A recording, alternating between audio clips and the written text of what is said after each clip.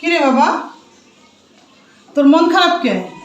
মা, বসের ব্যবসায় লস খাইছে। অফিসে স্টাফ বাতিল করার একটা লিস্ট করছে, ওই লিস্টের মধ্যে আমার নামও ছিল। মানি? মানে আমার চাকরি চলে গেছে। কি কস? তাহলে সংসার চলবো কিভাবে? মা, আমার চাকরিটা আজকে চলে গেছে, তুমি আমাকে সান্ত্বনা দিয়ে সংসারে চিন্তা করতেছো কেন? তোমার ছোট ছিল তো আছে, ও এক মাস সংসারটা চালাক, আমি চাকরির খোঁজ দিয়ে আমার চাকরি হয়ে যাবে ইনশাল্লাহ। তোর ছোট ভাই পড়াশোনার পাশাপাশি টিউশনই করে, আর ছোট মানুষ আর সংসার কি চালাবে? 2 দিন পর ওর বিয়ে দিতে হবে, তুমি ওকে ছোট মানুষ বলো? আর ও টিউশনি করে কটিয়া কামে, তুমি কিছু খোঁজ খবর রাখো? ছোট থেকে তোর পড়াশোনার খরচ আমি দেখতেছি, একটা আমার সংসার চালাক। যাও তো আমার জন্য একটা চা বানিয়ে নিয়ে আসো। মা, আপনার জন্য কি এক কাপ চা আনবো? হ্যাঁ যাও তো, এত রমজান দরকার নেই, তোমার জামাই চা বানাই খাও।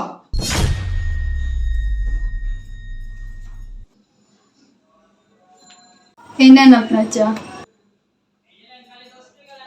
এত চিন্তা করেন না, তাহলে তো শরীর অসুস্থ হয়ে পড়বে।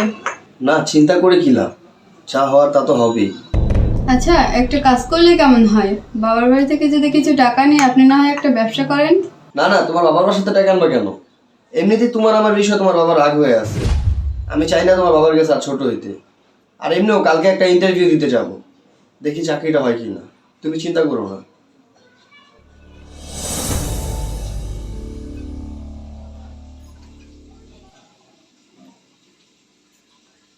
কি ব্যাপার, তুমি দাঁড়াচ্ছ কেন? তুমি বসো।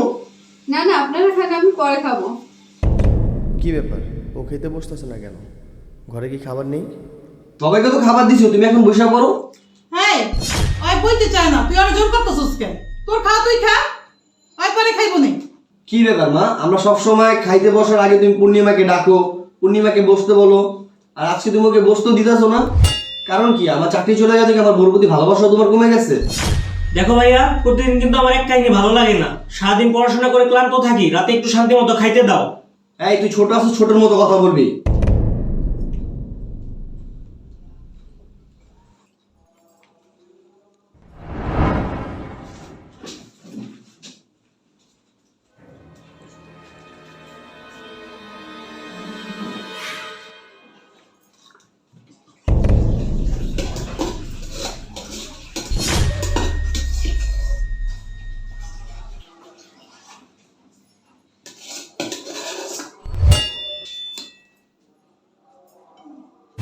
কি ব্যাপার, তুমি আমাদের সাথে কি এই কারণে বসো নাকি? খাবার শর্ট দীক্ষা?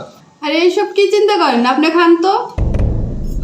আমার এমনিতেই ক্ষুধা কম, তাই অল্প নিছি।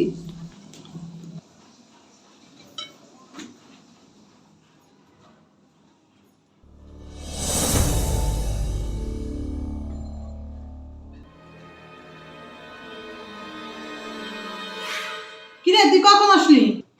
এই তো মাত্র আসলাম মা। কি ব্যাপার ভাইয়া, আজকে কি তোমার চাকরিটা হইছে নাকি আজকেও প্রতিদিনের মতো ঘুরে আসছো? এই তুই এসব কি বলতাছস? আমি তো ঠিকই বলতেছি ভাইয়া, আমি পরিবারের ছোট ছেলে, আমি একা আর এই সংসার কতদিন চালামু? আমার তো একটা ভবিষ্যৎ আছে।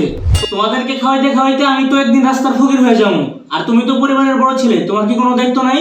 তুই দায়িত্বর কথা আমাকে বলতাছস? বাবা মারা যাওয়ার পর থেকে পুরো সংসারটাকে আমিই ধরে রাখছি, তোর পড়াশোনার সব খরচ আমি বহন করছি, মারা তোর সব ইচ্ছেই আমি পূরণ করছি। 15-20 দিন ধরে সংসার চালিয়ে তুই বলতাছস তোর ভবিষ্যৎ নষ্ট হয়ে যাবে? কই, আমি তো একবারও ভাবলাম না আমি ফকির হয়ে যাব, আমার ভবিষ্যৎ নষ্ট হয়ে যাবে। হ্যাঁ, তোর লজ্জা করে না? ছোট ভাইয়ের কামাই খাসে আপনার মুখে মুখে তর্ক করস? মা, আমরা দুজনেই তো তোমার সন্তান, আজকে আমার চাকরিটা দেখে তুমি আমার সাথে আমার বউর সাথে এত খারাপ ব্যবহার করবা? আজকে আমি খুশি মনে হয়েছি আমার চাকরি হয়েছে, এটা তোমাদেরকে জানানোর জন্য, কিন্তু তার আগে তোমরা তোমাদের আসল রূপ দেখায় দিছো। আচ্ছা ঠিক আছে, তোমরা তোমাদের ঘরে থাকো, আমি আমার বউ নিয়ে আলাদা হয়ে যাব, থাকো তোমরা। এই চলো।